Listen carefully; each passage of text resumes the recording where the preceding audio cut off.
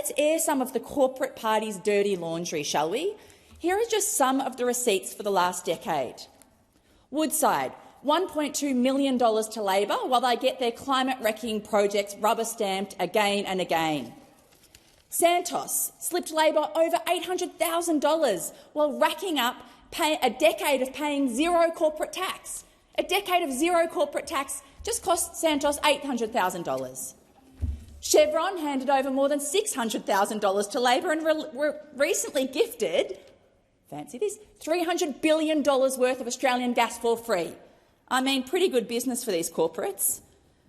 And Sportsbet funneled almost $500,000 to Labor while gambling reform sits on the sidelines. Families are being ripped apart. Suicides in this country are increasing every year, and the government refuses to act because they've got their hand out for those corporate donations from Sportsbet. And what a great shame. And you know what? Those sitting on the other side of the chamber, they're not off the hook either. Hancock Prospecting, around $750,000 to the Libs while they greenwash their fossil fuel expansion. Adani winning another Adani Mining, another $750,000 to the Libs while successive governments swept the coal company's scandals under the carpet. And Tabcorp, a neat $650,000 to the Libs while gambling ads target our children. I mean, the receipts go on and on and on. And One Nation, with their shiny private new jet. I've got plenty more to say about them later, about just how deep in the trough their noses actually are, so don't get too comfortable.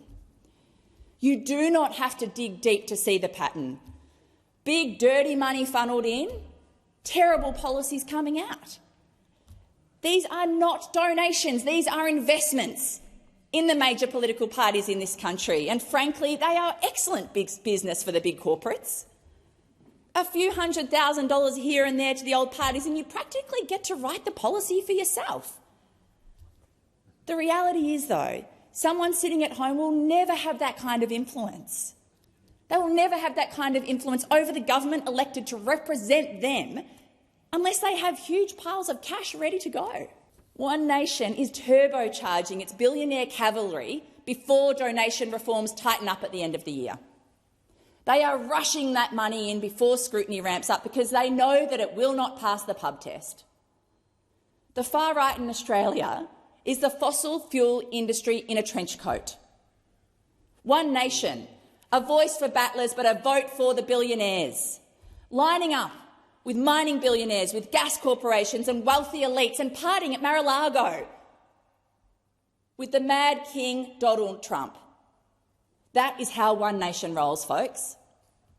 It is repulsive and Australians have had an absolute gutful.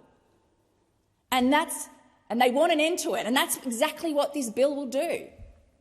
It will stop the corrupting influence of dirty donations in this country. It will go some way towards restoring the public's trust that they elect politicians to represent them, not the cashed-up donors crawling the halls of this parliament. As a Green senator, the idea of charging for access for a policy discussion is completely unfathomable.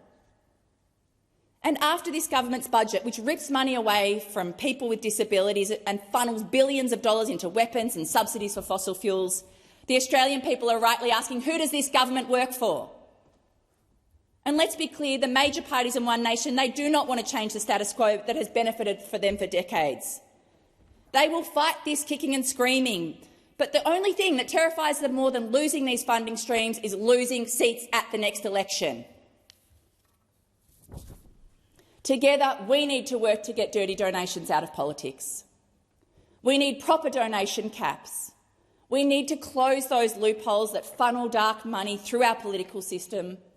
We need to ban donations from harmful industries who should never have a voice in this place. And until we achieve these things, we will never, never have a parliament that truly serves the people. So to those of you out there watching appalled that this continues to happen in 2026. We need to organise. The next federal election's not too far away, but it is going to take public pressure right across this country to break this two-party system that has depended on corporate fossil fuel interests and gambling interests for far too long, and to turn this around and to have a parliament that genuinely represents you, not the political and elite class in this country.